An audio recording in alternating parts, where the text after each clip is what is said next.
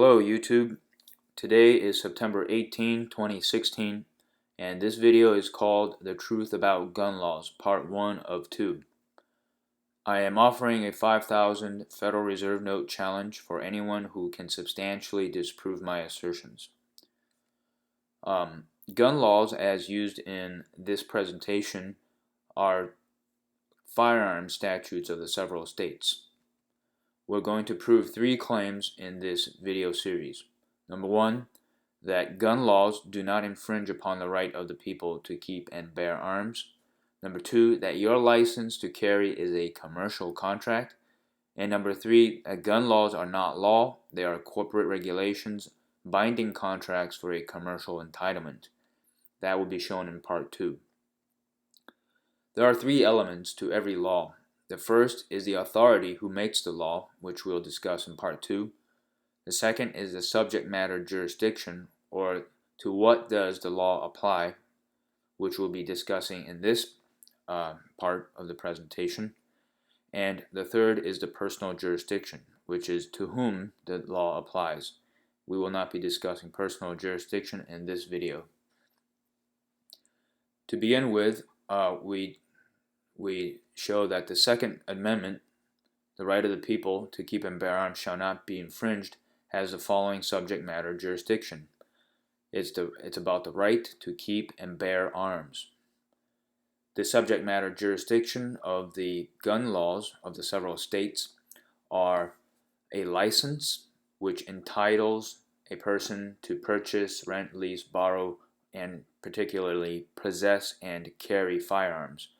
This can be seen in all statutes, but I'm choosing 4 states which are traditionally the most anti-gun states in Massachusetts, Illinois, New York, and California.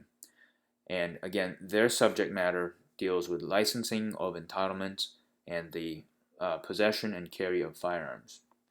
So, law versus statute. The supreme law of the land, as described in Article 6 of the Constitution to include the Second Amendment, protects the right of the people to keep and bear arms. The state gun laws, or the state statutes, provide a licensed entitlement to possess and carry firearms.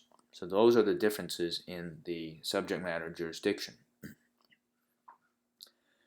Now, before we move on, we need to understand that law is entirely based on language, and so analysis of the law must begin with a rigorous and precise understanding of words and terms. That is, when words lose their meaning, people lose their liberty, and that is exactly what is going on here. The Supreme Court has several cases regarding statutory language. The first is Steinberg versus Carhart, where the court said, when a statute includes an explicit definition, we must follow that definition, even if it varies from that term's ordinary meaning.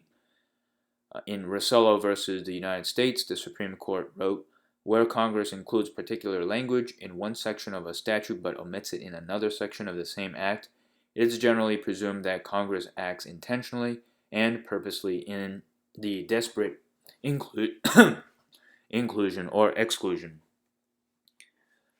Mies versus Keene, the court wrote, it is axiomatic that the statutory definition of the term excludes unstated meanings of that term, and that is, as judges, it is our duty to construe legislation as it is written, not as it might be read by a layman or might be understood by someone who has not even read it.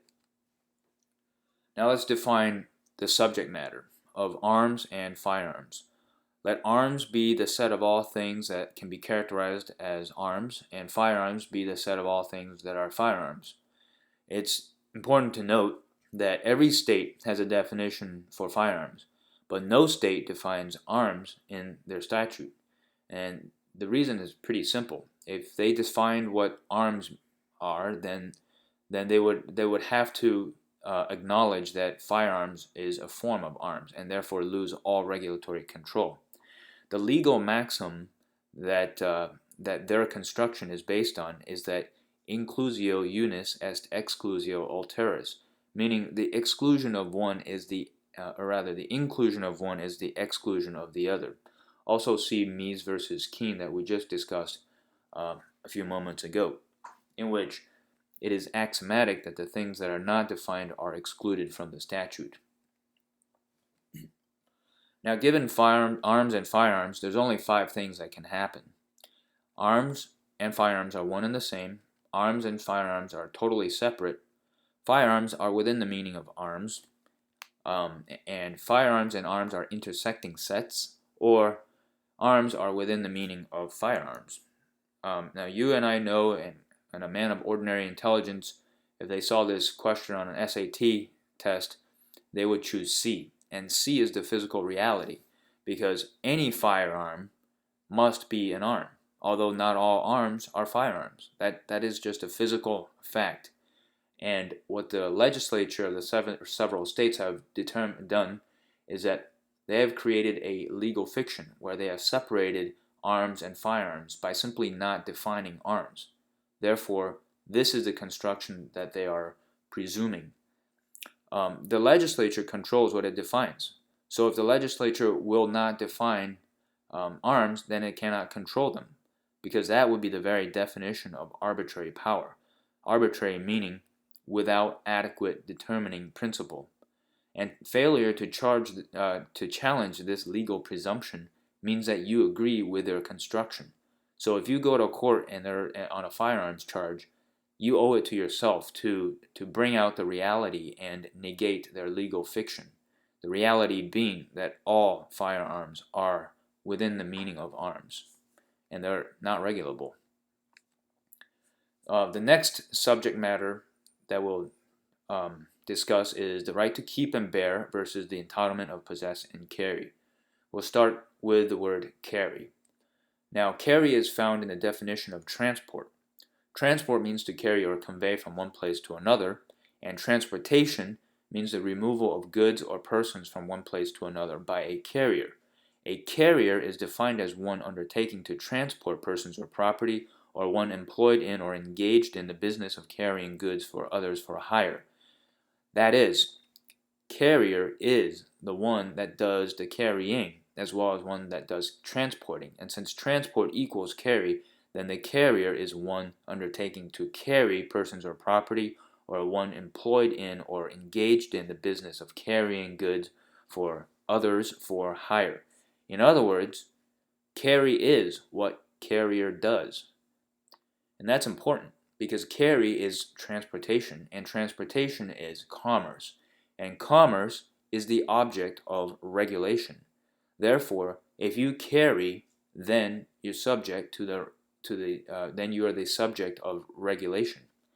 For proving that, all you have to do is look at the Transportation Code at Title 49. Title 49 Transportation Code defines commerce as meaning transportation, and it defines transportation as a service related to the movement of goods and persons. Also, in Black's Law, commerce is defined to be the object of commercial activity. Transportation is defined as one of the objects of commercial regulation. So, carry is commerce. Therefore, another way to think about this is, what do nurses do? Well, nurses nurse. And what do plumbers do? Well, plumbers plumb. And drivers? Well, drivers drive, and doctors doctor, and accountants account. Therefore, carry is done by carriers, because that's what carriers do. Now, do nurses, plumbers, drivers, doctors, and accountants all need licenses? Well, of course they do. They're in commerce, so therefore they need licenses. And a carrier, being one in commerce, also needs a license. That's where they define. That's why it is possible for the state to regulate you carrying a firearm. Now, if you don't believe all that, let's provide an indirect proof for the word carry. To do an indirect proof, we have to first define the limitations of the word and how it's defined. We point to the Supreme Court decision in McCullough versus Commonwealth of Virginia, where it says, "It is elementary law that every statute is to be read in the light of the Constitution. However broad and general its language, it cannot be interpreted as extending beyond those matters which it was within the constitutional power of the legislature to reach. That's important because government can regulate commerce, such as carrying, but not lawful private activity, such as bearing arms. Moreover, it is specifically precluded from infringing on our right to keep and bear arms. So those are the constitutional limitations for the word carry. Now we just put down the definition for the word carry and see what is left after eliminating the things that it cannot be. So we ask ourselves, can there be, or have you ever heard of a license to bear about, sustain, or remove arms? Well, a license to sustain or remove arms doesn't really make any sense, and you know that a license to bear arms doesn't exist. So the only thing that's left is transport and convey. And to convey means to transfer title, and there is a license to convey arms. In fact, it's called the Federal Firearms License. And by order of elimination, the only word that's left is transport. So therefore, carry in the statute can only mean transport. Next, we come with a conclusion that, don't carry. Bear arms instead, because if you carry, you're engaged in commerce, you're regulable. If you bear arms, you're protected. And that's an important thing to know. That's very important to know. So the next word set is the possession and keeping of arms or firearms. So to possess means to have actual and physical control, and to hold as a right to a property. To keep means to retain or to have in one's power or possession, as not to lose or part with, to preserve or to retain. So at this point, I think possess and keep are pretty similar, and I think it'd be splitting hairs to really differentiate these two words. I think they are of uncertain legal significance, and I haven't found a definition for either of them in the statute. But it's not my problem, because it's the burden of the accuser to prove that anyone's conduct of possession was outside of the meaning of the word to keep. Okay, so tell me that my possession is not to keep, and that can't be done. Therefore, at this point, sometimes we get this argument that says, well, you're not a lawyer. What do you know? Well, I don't know much, but I'm a man of ordinary intelligence, and I believe that laws should be written so that the ordinary person can understand it. And it's not just what I say, it's also the decision of the Supreme Court. See Grayned versus City of Rockford, in which the Supreme Court wrote, vague laws offend several values. First, we assume that man is free to steer between lawful and unlawful conduct. We insist that laws give the person of ordinary intelligence a reasonable opportunity to know what is prohibited, so that he may act accordingly. Vague laws may trap the innocent by not providing fair warning. Secondly, if arbitrary and discriminatory enforcement is to be prevented, laws must provide explicit standards for those who apply them. A vague law impermissibly delegates basic policy matters to policemen, judges, and juries for resolution on an ad hoc and subjective basis, with the attendant dangers of arbitrary and discriminatory application. So if the words possess and carry, or rather possess and keep, are too close and they're not defined in the statutes, then it's vague and not to be easily understood by persons of ordinary intelligence. Therefore, it's void for vagueness. Now let's talk about your right versus an entitlement. A right cannot be legislated, diminished, defeated, or punished, or charged. And the Supreme Court has written in Miranda versus Arizona that where rights secured by the Constitution are involved, there can be no rulemaking or legislation which would abrogate them. In Davis versus Wexler, the assertion of federal rights, when plainly and reasonably made, is not to be defeated under the name of local practice. And a state may not impose a charge for the enjoyment of a right granted by the federal Constitution. See Murdoch versus Pennsylvania. And also the claim and exercise of a constitutional right cannot be converted into a crime. Now, from these Supreme Court decisions and also the appellate court decision, Miller versus United States, we see that when you see laws supposedly on the law books or legislation regarding how you can carry a gun, well, you know that's not a right because you can't legislate a right.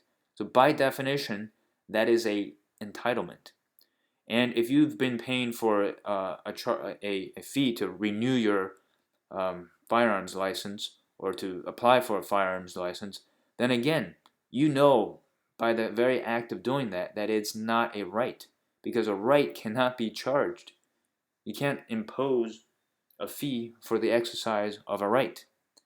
And if you get arrested for quote carrying a gun without a license, then you damn well know that carrying a gun is not a right because you can't convert a crime or convert a right into a crime.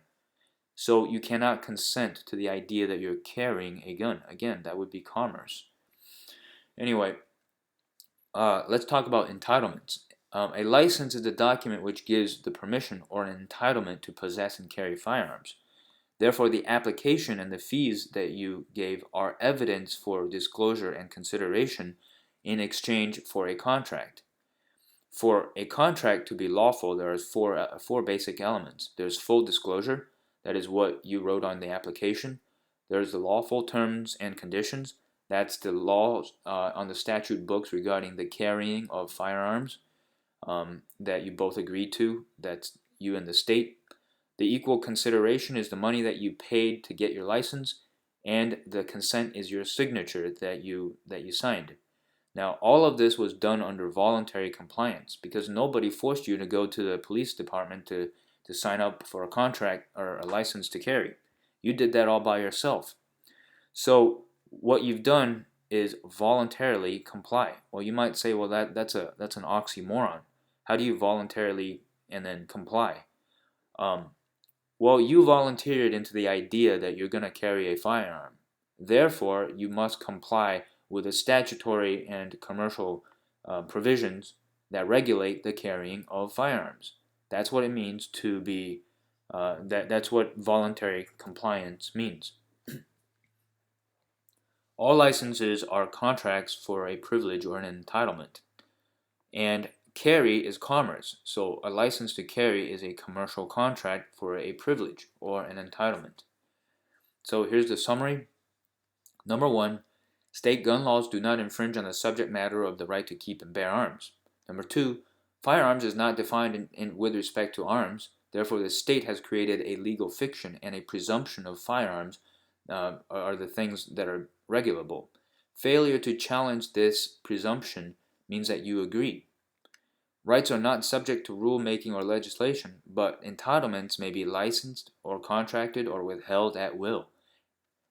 To keep and possess are legally different, but these subtleties are undefined and therefore void for vagueness.